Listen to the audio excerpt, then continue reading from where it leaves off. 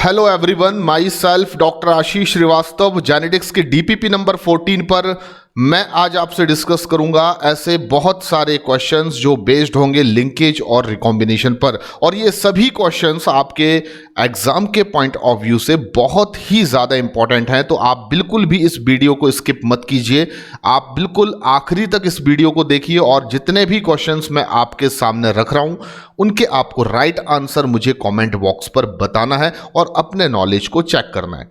पहला क्वेश्चन जो है वो है distance between the genes and percentage recombination क्या शो करता है। तो यहां पर आपको चार ऑप्शंस दिए जा रहे हैं। ए यानी कि पहला ऑप्शन है अ डायरेक्ट रिलेशनशिप, दूसरा ऑप्शन है an inverse relationship, option C है अ पैरेलल रिलेशनशिप और ऑप्शन डी है नो रिलेशनशिप। तो आपको हमेशा तीन इंपॉर्टेंट रिलेशनशिप बेस्ड इक्वेशंस को याद रखना है, तब आप किसी भी ऐसे क्वेश्चन को सॉल्व कर पाएंगे। पहला इक्वेशन क्या याद रखना है आपको कि distance between two genes directly proportional to recombination या परसेंटेज रिकॉम्बिनेशन। सेकंड आपको जो इक्वेशन याद रखना है strength of linkage inversely proportional to distance between genes, और आपको थर्ड इक्वेशन हमेशा याद रखना है strength of linkage inversely proportional to crossing over या जीन एक्सचेंजिंग। तो अगर आपको ये तीन इक्वेशंस आती हैं तो आप बिल्कुल इस क्वेश्चन का राइट आंसर दे सकते हैं। इस क्वेश्चन का जो राइट आंसर होगा वो ऑप्शन ए है। तो ऑप्शन ए राइट आंसर क्यों है फिर से बता देता हूं, क्योंकि दो जीन के बीच डिस्टेंस जितना ज्यादा होगा उतना ज्यादा आपको परसेंटेज रिकॉम्बिनेशन देखने को मिलेगा, पर मैक्सिमम अप टू 50%। ये भी आपको हमेशा अपने दिमाग में रखना है। तो हमेशा डिस्टेंस बिटवीन जीन जो है वो परसेंटेज रिकॉम्बिनेशन के साथ डायरेक्ट रिलेशनशिप रखते हैं, क्योंकि इनके बीच का संबंध जो है वो समानुपातिक है, यानी कि डायरेक्टली प्रोपोर्शनल है। ये दोनों चीजें डायरेक्टली प्रोपोर्शनल हैं। अगला एक क्वेश्चन है a set of genes will be in a complete linkage when the progeny phenotypes for parental, जिसको पी से रिप्रेजेंट किया जा रहा है, एंड रिकॉम्बिनेंट जिसको आर से रिप्रेजेंट किया जा रहा है, टाइप्स आर। तो आपको यहां पर इस क्वेश्चन में यह पूछा जा रहा है कि अगर मान लीजिए एक क्रोमोसोम पर दो जीन है और इनका एक जो सेट है ए और बी जीन का मान लीजिए, तो अगर इन दोनों के बीच में कंप्लीट लिंकेज है, इनके बीच में क्या है कंप्लीट लिंकेज है, और हम सभी जानते हैं कि जब कंप्लीट लिंकेज होता है तो दो जीन्स एक क्रोमोसोम पर बहुत ही ज्यादा कम दूरी पर होते हैं, बहुत पास पास होते हैं, और इस वजह से उनके बीच में जो फिजिकल एसोसिएशन इतना ज्यादा होता है कि वो कभी भी रिकॉम्बिनेंट गैमीट प्रोड्यूस नहीं कर सकते, और आपको F2 जनरेशन में हमेशा 100% पेरेंटल फिनोटाइप रखने वाले प्रोजेनीज ही देखने को मिलेंगे। एंड अगर आप टेस्ट क्रॉस कर देते हैं तो आपको 1:1 का रेशियो मिलेगा, और अगर आप F2 जनरेशन में फिनोटाइप के रेशियो की स्टडी करते हैं the case of complete linkage तो आपको 3:1 का रेशियो वहां पर देखने को मिलेगा। यानी कि मेरे कहने का मतलब बिल्कुल सिंपल है कि अगर दो जीन के बीच में कंप्लीट लिंकेज होगा तो आपको पेरेंटल प्रोजेनीज 100% देखने को मिलेंगी इन F2 generation, and recombinant progenies जो होंगी वो आपको 0% देखने को मिलेंगी। और अगर मान लीजिए दो जीन के बीच में कंप्लीट लिंकेज नहीं है, इनकंप्लीट लिंकेज है, तो उस केस में आपको, जैसे कि टीएच मॉर्गन ने स्टडी किया था ड्रोसोफिला पर, तो वहां पर आपको बहुत ज्यादा यानी कि more amount of parental progenies देखने को मिलेंगी, लाइक 98.7%, जैसा कि मेंडल के क्रॉस मॉर्गन के क्रॉस ए का रिजल्ट है। और बहुत कम फ्रीक्वेंसी आपको देखने को मिलेंगी रिकॉम्बिनेंट, लाइक 1.3%। तो इस क्वेश्चन में तो आपको कंप्लीट लिंकेज बोला जा रहा है, तो आंसर क्या होना चाहिए 100% पेरेंटल एंड 0% रिकॉम्बिनेंट। चार ऑप्शंस हैं आपके पास, उसमें से आप देखेंगे डी ऑप्शन में यही लिखा हुआ है, यानी कि 100% पेरेंटल एंड 0% रिकॉम्बिनेंट। तो इस क्वेश्चन का जो राइट आंसर होना चाहिए वो है ऑप्शन डी। तो इस क्वेश्चन का राइट आंसर जो है वो ऑप्शन डी होगा। अगला क्वेश्चन है, आप ध्यान से पढ़ेंगे। इस क्वेश्चन में क्या पूछा जा रहा है, which one of the following information is essential to determine the genetic map distance between two genes located on the same chromosome. एक ही क्रोमोसोम पर दो जीन्स अगर लोकेटेड है तो उनके बीच अगर आपको जेनेटिक मैप डिस्टेंस को डिटरमाइन करना है तो इनमें से कौन सी ऐसी इंफॉर्मेशन है जो आपके लिए काफी ज्यादा उपयोगी हो सकती है। चार ऑप्शंस आपके सामने हैं। Length of the particular chromosome, किसी भी क्रोमोसोम की लेंथ से हमें कोई फर्क नहीं पड़ता कि दो जीन के बीच के डिस्टेंस को क्या डिटरमाइन किया जाएगा, यानी कि length of chromosome doesn't matter, ये कोई फर्क नहीं पड़ता है दो जीन के बीच के डिस्टेंस को मेजर करने के लिए। तो अगला ऑप्शन है number of genes present in the particular chromosome. इससे हमें कोई फर्क नहीं पड़ता कि एक क्रोमोसोम पर कितने जीन्स प्रेजेंट है तब, जबकि आपको जेनेटिक मैप डिस्टेंस मेजर करना है between two genes. Third number option है number of nucleotides in the particular chromosome. इससे भी आपको कोई फर्क नहीं पड़ता कि किसी भी एक क्रोमोसोम में प्रेजेंट जो डीएनए है उसमें टोटल नंबर ऑफ न्यूक्लियोटाइड्स कितने हैं या नंबर ऑफ बेस पेयर कितने हैं, तो ये भी यहां पर एक गलत ऑप्शन है। एंड डी ऑप्शन यहां पर दिया गया है the percentage of crossing over और recombinant frequency between the two genes. तो बिल्कुल सही आंसर है, ये करेक्ट स्टेटमेंट है, क्योंकि आपको याद होगा कि जब हमने लिंकेज को पढ़ा था तो अल्फ्रेड स्टुडवांट ने वहां पर, जो कि मॉर्गन के स्टूडेंट थे, जेनेटिक मैपिंग या क्रोमोसोमल मैपिंग करने के लिए रिकॉम्बिनेशन फ्रीक्वेंसी का यूज किया था और उससे उन्होंने बहुत आसानी से एक ऐसी कह सकते हैं मेथड को डेवलप किया था जिससे हम दो जीन के बीच के डिस्टेंस को मेजर कर सकते हैं। और एग्जैक्टली दो जीन के बीच का जो डिस्टेंस होता है वो बिल्कुल वही वैल्यू होती है जो उन दो जीन के बीच का परसेंटेज रिकॉम्बिनेशन होता है। बस आप वहां पर यूनिट को चेंज कर देते हैं, यूनिट हम या तो सेंटीमॉर्गन लगा देते हैं या फिर हम वहां पर मैप यूनिट का यूज करते हैं या फिर लिंकेज मैप यूनिट का यूज करते हैं। लेकिन आपको याद रखना है दो जीन के बीच का परसेंटेज रिकॉम्बिनेशन की जो वैल्यू होती है आप उसमें से परसेंटेज हटा दीजिए और यूनिट बदल दीजिए और वैल्यू वही रखिए। आप जो आंसर लिखेंगे वो दो जीन के बीच का डिस्टेंस कंसीडर्ड किया जाएगा। इस क्वेश्चन का राइट आंसर क्या होगा? इस क्वेश्चन का राइट आंसर क्या होगा? तो राइट आंसर है ऑप्शन नंबर डी।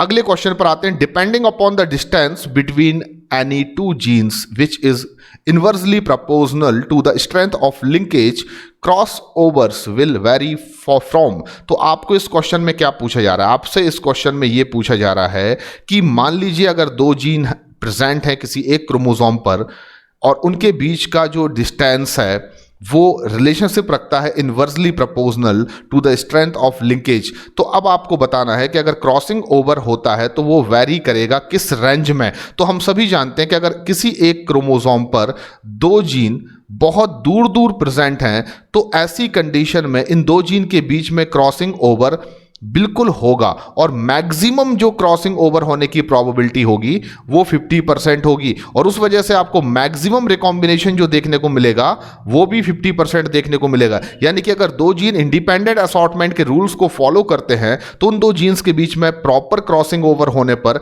मैक्सिमम से मैक्सिमम आपको रिकॉम्बिनेशन कितना देखने को मिल सकता है? 50%।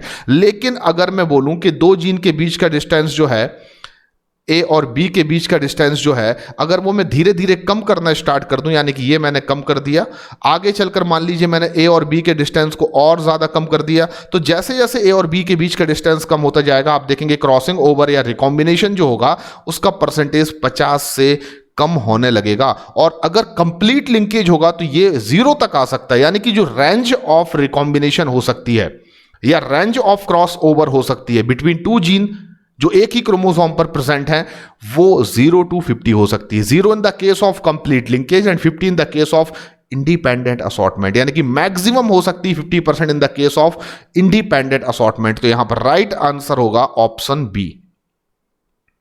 तो मैं यहां पर लिख सकता हूं ऑप्शन बी जो है वो राइट आंसर है। हर क्वेश्चन के पीछे आपकी एक प्रॉपर अप्रोच होना चाहिए, ये बहुत ज्यादा जरूरी है। तो आगे हम एक और क्वेश्चन आपसे डिस्कस करते हैं। Who used the frequency of recombination between gene pairs on the same chromosome as a measure of the distance between genes and mapped their position on the chromosome। तो इनमें से किस वैज्ञानिक ने रिकॉम्बिनेशन फ्रीक्वेंसी का उपयोग करके क्रोमोसोम मैप तैयार करने के लिए हमें एक बहुत अच्छी मेथड दी थी, जिसके अकॉर्डिंगली हमने पढ़ा है कि परसेंटेज रिकॉम्बिनेशन अगर हम डिस्कवर्ड कर लें with the help of recombinant progenies into 100 upon total, जो मैंने आपको फॉर्मूला बताया, तो आप आराम से percentage recombination between two genes निकाल सकते हैं और उससे आप किसी भी दो जीन के बीच के डिस्टेंस को मेजर कर सकते हैं, क्रोमोसोम का मैप तैयार कर सकते हैं। पर हमें ये आइडिया किसने दिया? तो हमें ये आइडिया किसने दिया, इसमें ऑप्शन ए बोला जा रहा है मेंडल। तो मेंडल तो नहीं हो सकते क्योंकि ये तो फादर ऑफ जेनेटिक्स हैं और उन्होंने इंडिपेंडेंट असॉर्टमेंट जैसे रूल्स को हमें दिया था, तो ये कहीं ना कहीं हमारे लिए जेनेटिक्स के इंपॉर्टेंट प्रिंसिपल देने वाले फादर ऑफ जेनेटिक्स है, तो इन्होंने तो ये बात नहीं कही है, इन्होंने कोई भी स्टडी भी लिंकेज पर नहीं की थी, तो यहाँ पर पहला ऑप्शन तो गलत हो जाता है। कोरन्स की जब हम बात करते हैं तो कोरन्स का काफ़ी कॉन्ट्रीब्यूशन है, क्योंकि आपने पढ़ा हुआ है कोरन्स का, कई बार बीच में नाम आया है जब मैंने आपसे डिस्कशन किया था कि सबसे पहले लिंकेज की जो स्टडी की थी वो कोरन्स ने की थी, लेकिन उन्होंने जिस प्लांट पर की थी वो लेथायरस ओडोरेटस था 1905 में। पर यहाँ पर जो परसेंटेज रिकॉम्बिनेशन या फ्रीक्वेंसी ऑफ रिकॉम्बिनेशन और डिस्टेंस बिटवीन जीन के बीच में रिलेशनशिप को देकर क्रोमोसोमल मैपिंग करने का क्रेडिट तो बिल्कुल भी कोरन्स को नहीं जाता है। सेहर मैक का नाम भी आ रहा है, इनका कहीं ना कहीं कंट्रीब्यूशन जो है वो मेंडल की रिडिस्कवरी में है।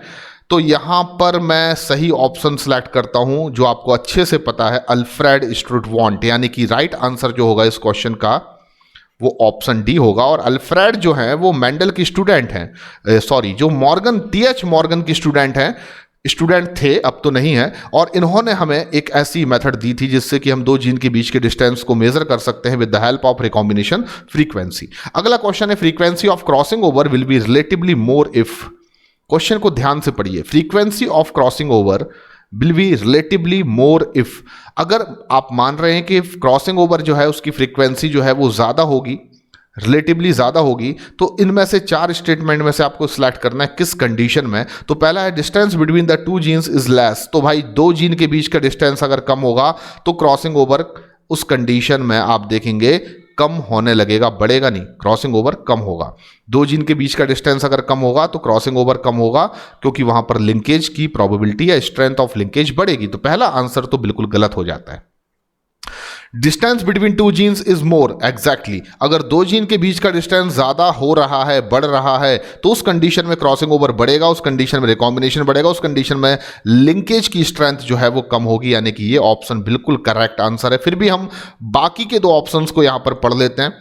लिंक जीन्स आर मोर, तो ये यहां पर बिल्कुल गलत है, क्योंकि दो जीन अगर लिंक हैं या लिंकेज जीन्स के बीच में बढ़ रहा है, उस कंडीशन में क्रॉसिंग ओवर जो है वो डेफिनेटली आपका जो है वो कह सकते हैं कि कम होने लगेगा, बढ़ेगा नहीं, कम होगा। लिंकेज बढ़ेगा तो क्रॉसिंग ओवर क्या होगा, कम होगा। एंड बोथ बी एंड सी, तो यहां पर बी और सी ऑलरेडी हम कह सकते हैं बी तो सही है, लेकिन सी यहां पर क्योंकि गलत है तो हमारा ऑप्शन डी भी यहां पर क्या हो जाता है, गलत। तो इस क्वेश्चन का जो राइट आंसर होना चाहिए, क्योंकि एक लौता ही ऐसा स्टेटमेंट है जो ये बता रहा है कि frequency of crossing over will be relatively more if distance between two genes is more, क्योंकि हम जानते हैं क्रॉसिंग ओवर प्रपोजनल होगा डिस्टेंस बिटवीन जीन के, या हम कह सकते हैं क्रॉसिंग ओवर प्रपोजनल होगा रिकॉम्बिनेशन के, या हम कह सकते हैं crossing over proportional to recombination proportional to distance between two gene. दो जीन के बीच का डिस्टेंस बढ़ेगा, क्रॉसिंग ओवर बढ़ेगा, रिकॉम्बिनेशन बढ़ेगा, रिकॉम्बिनेशन बढ़ेगा, क्रॉसिंग ओवर बढ़ेगा, डिस्टेंस बिटवीन टू जीन बढ़ेगा। अल्टीमेटली यहां पर ऑप्शन नंबर बी जो है that is the correct answer of this question. 7th number question, presence of recombinant is due to, तो भाई रिकॉम्बिनेंट्स हमें जो ऑप्टेन होते हैं F2 जनरेशन में, जब हम F1 हेट्रोजाइगस की सेल्फिंग कराते हैं किसी डाईहाइब्रिड क्रॉस में, तो यहां पर पूछा जा रहा है presence of recombinant is due to, किस वजह से आपको रिकॉम्बिनेंट प्रोजेनीज ऑप्टेन होते हैं। चाहे आप F2 जनरेशन जब देखते हैं उसमें आपको जो रिकॉम्बिनेंट मिलते हैं, या फिर टेस्ट क्रॉस जब आप करते हैं F1 हेट्रोजाइगस का किसी डाईहाइब्रिड क्रॉस में, तब भी आपको रिकॉम्बिनेंट 50% मिलते हैं। तो रिकॉम्बिनेंट किस वजह से आपको मिलते हैं, तो बिल्कुल एग्जैक्ट आंसर है ड्यू टू क्रॉसिंग ओवर। तो इस क्वेश्चन का राइट आंसर क्या होगा, क्रॉसिंग ओवर, क्योंकि आप जानते हैं क्रॉसिंग ओवर होने की वजह से जीन जो है वो एक्सचेंज होते हैं, और एक्सचेंजिंग किस तरीके से होती है, तो एक होमोलोगस क्रोमोसोम के पेयर के नॉन सिस्टर क्रोमेटिड्स के होमोलोगस पार्ट आपस में एक्सचेंजिंग करते हैं, जिसकी वजह से न्यू कॉम्बिनेशंस जो हैं वो आपको गैमीट्स में देखने को मिलते हैं, ड्यू टू विच आपको F2 जनरेशन में रिकॉम्बिनेंट प्रोजेनीज भी देखने को मिलती हैं अलॉन्ग विद पेरेंटल। तो इस क्वेश्चन का राइट आंसर होगा ऑप्शन ए, यानी कि क्रॉसिंग ओवर। तो आपने इन सभी क्वेश्चंस को बहुत अच्छे से समझा होगा, और अगर आपको किसी भी क्वेश्चन के सॉल्यूशन को लेकर आपको और ज़्यादा समझने की ज़रूरत है तो आप कमेंट बॉक्स पर बिना किसी हेजिटेशन के लिख सकते हैं, आप अपनी बात लिख सकते हैं, आप अपने डाउट्स लिख सकते हैं। मैं डेफिनेटली आपके जो भी डाउट्स होंगे उनके आंसर आपको जल्दी से जल्दी प्रोवाइड करूंगा। थैंक यू वेरी मच, धन्यवाद।